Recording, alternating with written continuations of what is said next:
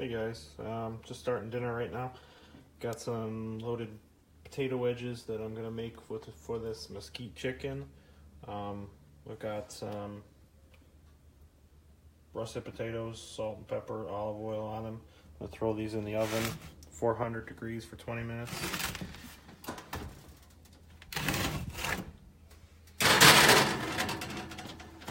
I also got some mushrooms I'm gonna cut up. Let me switch you guys around.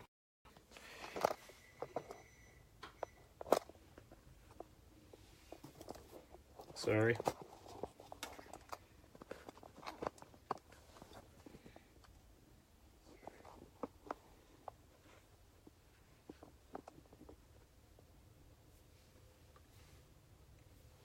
Okay, I've got some cremini mushrooms right here. They're also known as baby bellas. What I'm going to do is I'm going to rinse these off a little bit, get the dirt off of them. All you really want to do is rinse the dirt off. You don't want to soak mushrooms because they'll absorb whatever moisture you soak them in. So you just want to rinse them off with a little water to get any of the particulates and the dirt off of them.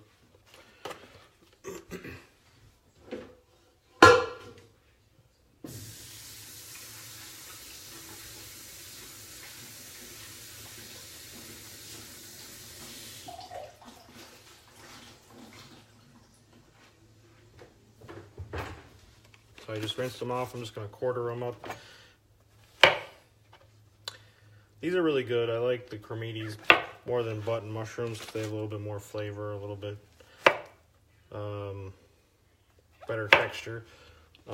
They're a little bit more expensive, but they're more tasty of a mushroom. I don't even cut the bottoms off. Some people do and save them, but if you want to stuff them, you can pop the bottoms off, but I usually just leave them right on. If we're gonna saute these later, so it really doesn't matter if the bottom's still on.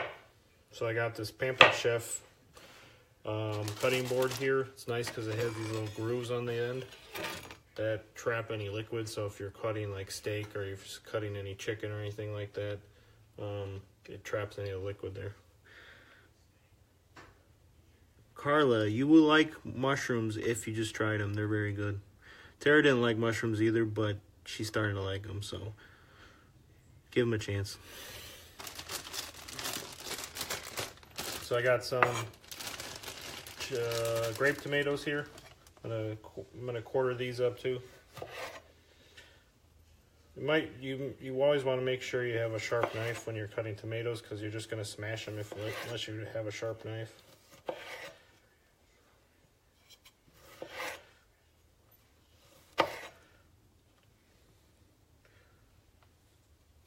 So these tomatoes are going to go on the loaded potato wedges, along with, it has some green onions,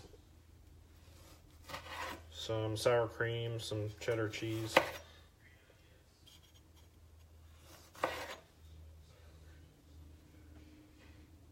It's not a vile weed, it's very good.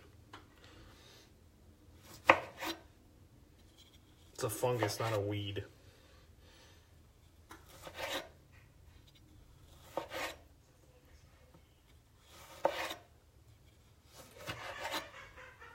And you can hear Tara laughing in the background.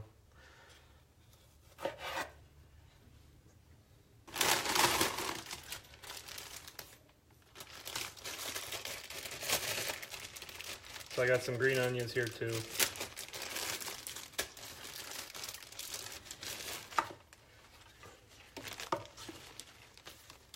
I'm going to cut these in on an angle. So I got my tomatoes, my mushrooms, and I got some green onions.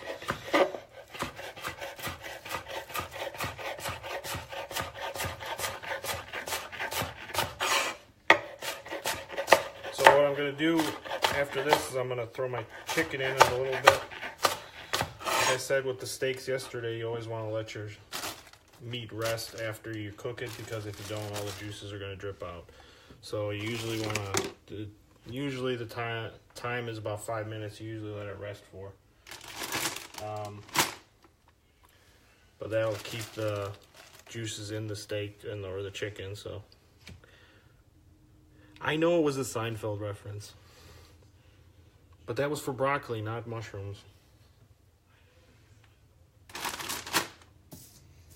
So I've got the chicken breasts here. I'm gonna open those up in a minute, but I don't want to cross-contaminate with my food, so I'm gonna wait on that. But I just wanted to show, I don't know if anybody has the sharpening stone at home, like these things here, but I was gonna show you the proper way on how to sharpen your knife.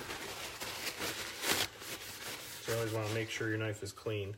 But when you sharpen it, if you're brave enough, you go toward yourself. But if you're new to it, you want to go away from yourself. You want to get the full blade from the end of the blade here all the way to the tip. You want to go right across here, and this is gonna refine your blade. It's not gonna sharpen it to the fullest extent. If you need a sharpening stone for that, but this will get it to like a finer point. So you do this about 10 times, and it gets your knife sharper. And you want to do it to both ends too, so you want to flip it over and do it the other side too.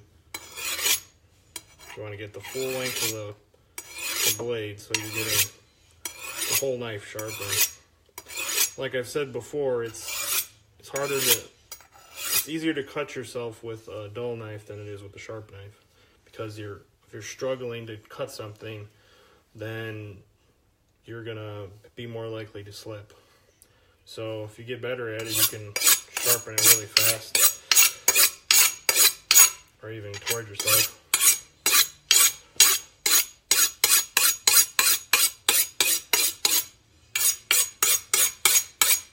I usually do it about 10 to 20 times on each side. Get it it's nice and sharp now. You always want to make sure you wipe off your blade too afterwards, because you're going to get some metal shavings in your food. You don't want that. So if you have I have another tool that we bought last Christmas. It's this little sharpening. It's called a Sharp Shark. It's this little thing that sits on your countertop, suctions down, and it makes this gets it more sharper than the honing tool. So this will get it a lot sharper, and then when you want to get a finer point, you go towards.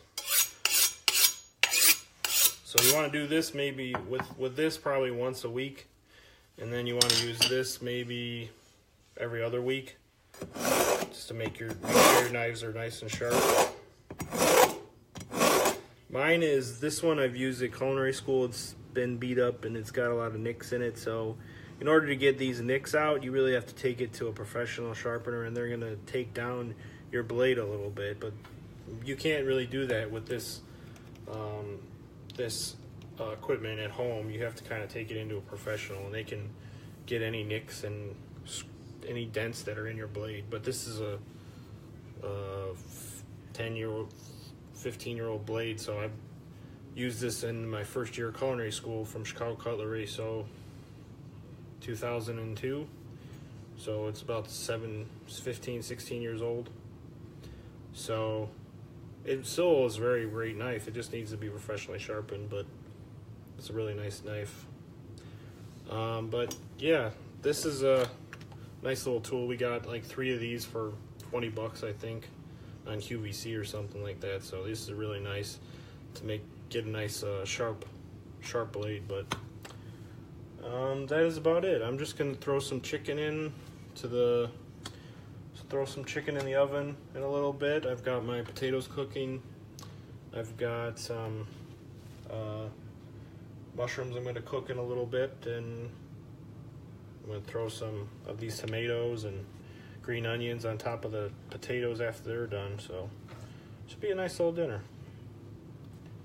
But yeah, thanks everybody for watching. If you got any questions about anything Pampered Chef, or anything you see on the website, or any questions you have, let me know.